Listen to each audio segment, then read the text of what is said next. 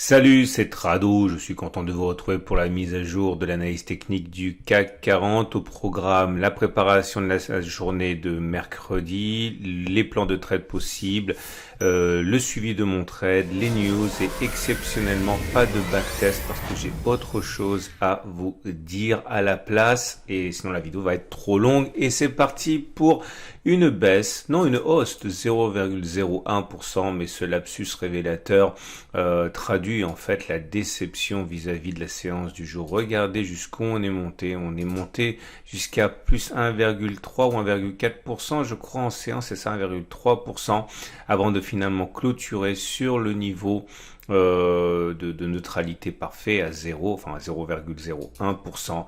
C'est une grosse déception pour les haussiers, surtout que le gap avait été finalement comblé, 5019, 5038, mais pour que la fête fût totale, il aurait fallu clôturer au-dessus de ce gap. Là, on s'est simplement contenté de venir le reboucher. On savait que il y avait des vraies velléités haussières, mais il fallait clôturer au-dessus de ce gap. Alors ça ne veut pas dire pour autant que la baisse est engagée, cela veut simplement dire qu'il y avait de quoi marquer le coup et martyriser un petit peu plus les baissiers, et c'est bien une séance qui psychologiquement tourne à l'avantage des baissiers, puisque comme vous pouvez le voir, cette bougie est immonde.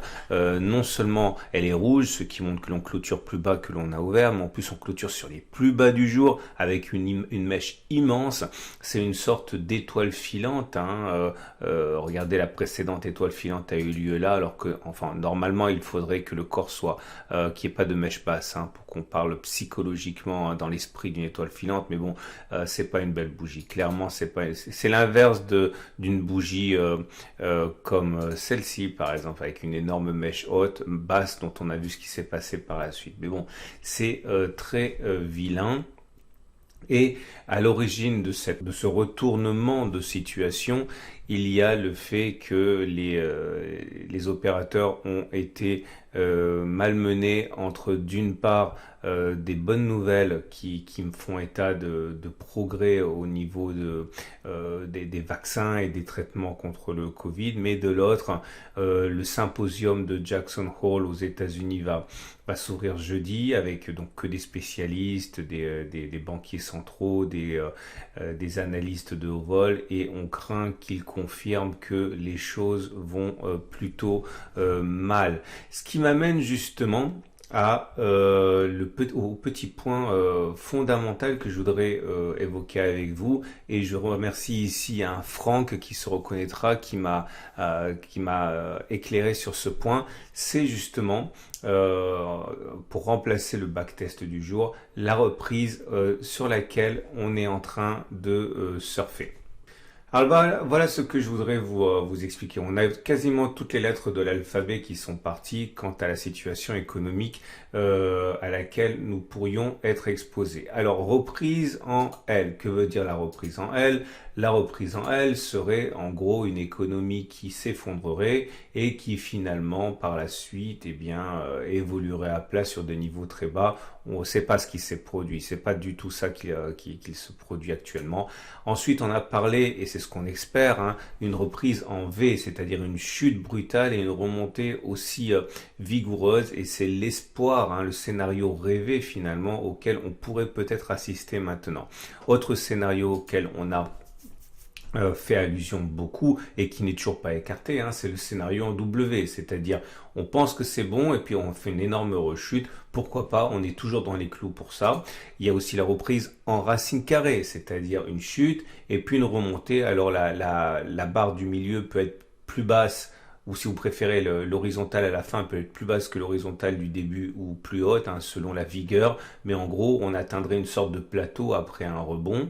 On a parlé aussi de la reprise en U, c'est-à-dire un effondrement et puis une lente agonie avant de revenir sur les niveaux suivants. Bon, ce scénario est exclu, par exemple aux États-Unis, la reprise est trop violente. On a parlé également de la reprise en virgule de Nike. Bon, vous lisez, regardez, ça descend violemment et puis ça remonte, mais plus lentement. Et puis pour les plus apocalyptiques d'entre nous, la reprise en I, c'est-à-dire il n'y a pas de reprise, hein, ça sombre, on va tous mourir et on va souffrir horriblement pendant qu'on tombe, et après de toute manière on sera plus là pour voir ce qui se passe parce qu'on sera tous morts. Et grâce à Franck, je le disais, je viens de découvrir la reprise en K.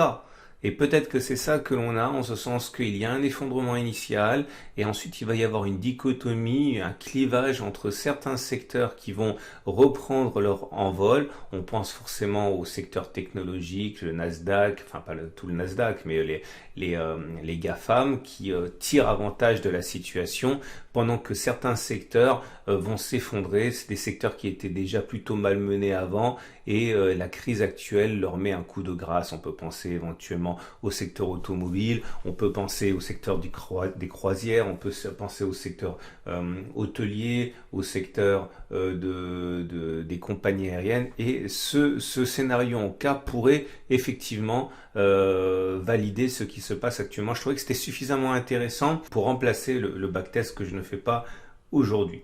J'espère que vous ne m'en voudrez pas. Alors, nous avons donc du coup d'autres éléments à prendre en considération. On avait backtesté et on avait vu qu'il était probable que cela arrive. On avait une fourchette d'Andrews. Cette fourchette d'Andrews impliquait que l'on attende les cours sur la médiane. Une fois qu'on en était sorti, on avait un refus de médiane, et j'avais expliqué, j'avais backtesté avec vous hier, que généralement on va chercher un contact avec la demi-droite, pivot 1, pivot 3. Bon, ça c'est produit, donc ça c'est une bonne chose. On n'a pas fait pour rien le backtest. Maintenant, on ne sait pas ce qui va se passer, mais on a toujours les Fibonacci qui peuvent nous aider à comprendre ce qui se passe, parce que si on a effectivement rebondi, bon, si on considère qu'on était en impulsion haussière corrigée par cette vague baissière et qu'on a bien rebondi sur les 61,%, normalement on va chercher un retour sur les plus hauts, hein, à 5096. Donc ça veut dire qu'après, je ne sais pas ce qui va se passer, mais en tout cas il devrait y avoir une rémission jusqu'à 5094. Ce scénario n'est pas invalidé, hein, de toute manière, malgré la bougie bien laide et la séance bien décevante d'aujourd'hui. Rappelons également que on a ce gap ici qui a été ouvert et dont on ne sait absolument pas ce qu'il est, hein. Apparemment, c'est un gap continuation, hein, puisque on prend le chemin parcouru avant, on le reporte par-delà. Ça nous donne un objectif qui a déjà été rempli aujourd'hui, mais il peut aussi s'agir, vu la position, hein, de ce gap, parce que généralement les gaps de continuation, c'est une hausse, un gap, une hausse. Or là, quand vous regardez ce qui se passe, hein, c'était une hausse, une baisse, donc c'est pas vraiment le schéma d'un gap de continuation classique, à moins de descendre sur les unités de temps, les petites unités de temps. Dans ce cas, effectivement, c'est un gap de continuation.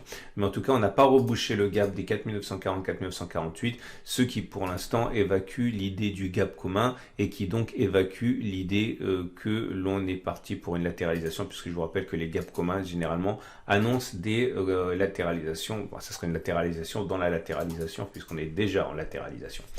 Nous avons également les éléments techniques. Alors la moyenne mobile à 20, la moyenne mobile à la moyenne mobile 7, la moyenne mobile 50 m'intéresse également, et puis également, on le sait, les bandes de Bollinger. Alors on va pas faire attention à la moyenne mobile à 20 jours qui donne la tendance générale, et la moyenne mobile à 50 jours qui donne la tendance de fond, puisque bon, je vous ai dit que lorsqu'on latéralise dans une figure de congestion, elles perdent de leur acuité. Et on peut regarder simplement la moyenne mobile à 7 jours, qui est forcément plus réactive par construction, et on est au-dessus, et la M7 monte, donc ça veut dire qu'a priori la tendance de court terme redevient haussière. J'en profite pour vous montrer, afin de ne pas l'oublier, le grand triangle symétrique ici qui nous intéresse, qui est toujours pour moi l'élément graphique le plus important, hein, et tout le reste me semble être anecdotique, hein. Tant qu'on restera dans cette figure, eh bien, on est en latéralisation à mon avis. L'avantage, c'est que quand on en sortira, je l'ai déjà dit à moult reprises, c'est facile de trouver des objectifs tradables, mais c'est pas pour tout de suite. On est toujours au beau milieu de cette figure. J'aimerais également faire un petit point sur les indicateurs techniques. Alors, première chose, alors attendez, je sais, je suis pas en train de revenir sur ce que j'ai dit. Vous savez très bien que quand on est en période de congestion, les indicateurs techniques donnent beaucoup de faux signaux, donc j'y fais pas trop attention. Mais on peut pas faire non plus comme si on n'avait pas trois signaux haussiers d'un coup. Le CCI passe en surachat, le stochastique croît son signal et le MACD0 croît son signal également. Alors c'est sûr que il faut se méfier des faux signaux quand on est en période de latéralisation comme maintenant, mais je ne pouvais pas non plus passer sous silence ceci. Peut-être que c'est pas que les signaux ne fonctionnent pas, c'est que il y en a un qui va fonctionner pour plein qui ne vont pas fonctionner. Peut-être que c'est celui qui annonce une reprise de la hausse. Bon, faut le savoir, tout en gardant à l'esprit que ce n'est pas aussi efficace que lorsque l'on n'est pas en latéralisation. On termine avec l'Ichimoku. Et l'Ichimoku est neutre, vous le savez, puisque les cours voient le nuage latéraliser, la Kijun latéralise, la Tenkan n'a pas d'orientation, bref. C'est archi neutre, on surveille, je l'ai dit, je le répète, cette oblique-là, à laquelle la lagging span va se confronter d'ici 3-4 séances et ça risque d'être épique. On va terminer donc comme d'habitude avec les trades possibles puisqu'il n'y a pas de backtest aujourd'hui, sinon c'est trop long. Et voilà ce que je vous propose si vous êtes haussier. Alors je vous rappelle que moi je suis rentré ici, j'ai eu beaucoup de chance et j'ai même cru que mon pari allait être remporté avec la résistance mineure qui serait touchée. Alors, rien n'est moins sûr à présent avec cette bougie là, on verra. De toute manière je suis en position, je ne vais pas sortir maintenant. Si vous avez un biais qui est plutôt haussier, je pense que le plus intéressant à faire en termes de ratio gain-risque, c'est de parier sur le fait que ce gap 4940-4948 ne sera pas rebouché, que c'est un gap qui montre la force, la violence de la reprise haussière. Donc si on met un stop à 1,5% et qu'on vise la résistance mineure à 2%, on a un ratio gain-risque qui est supérieur à 1, donc ça tient la route. Si on a un biais qui est plutôt baissier, je pense que le plus simple, c'est de considérer qu'on est parti pour une baisse, que ce gap est un gap commun qui va être rebouché d'ici une séance ou deux. Je mettrai mon stop en dessous des plus hauts de cette vilaine bougie à 1,36%. Il faut viser au moins 1,36%. Voilà. On est en plein dans le gap 4940-4948. Mais si vous considérez que c'est un gap commun, c'est pas un problème. Il sera traversé allègrement et donc du coup vous avez un ratio gain-risque qui est assez intéressant puisque c'est à dire 2,9% à la hausse, 1,5% en perte. Si vous trompez, vous pouvez même vous permettre de le mettre au-dessus de la résistance mineure. Hein. Voilà, j'espère que ça vous a rendu l'univers du CAC 40 un petit peu plus clair. Je souhaite une excellente journée. Je vous invite à regarder à la fin de cette vidéo l'analyse technique de l'or pour ceux qui veulent investir. Je vous rappelle, parce que je suis forcément énormément sollicité sur l'or et sur l'argent, non, je n'ai pas d'objectif sur l'or et sur l'argent. J'investis, ça fait partie de ma stratégie patrimoniale de long terme. J'achète petit à petit et c'est pour remettre à mes enfants. D'ailleurs, j'invite à regarder la vidéo à la fin de celle-ci hein, sur un élément qui pourrait vous intéresser sur l'or et sur l'argent. Voilà.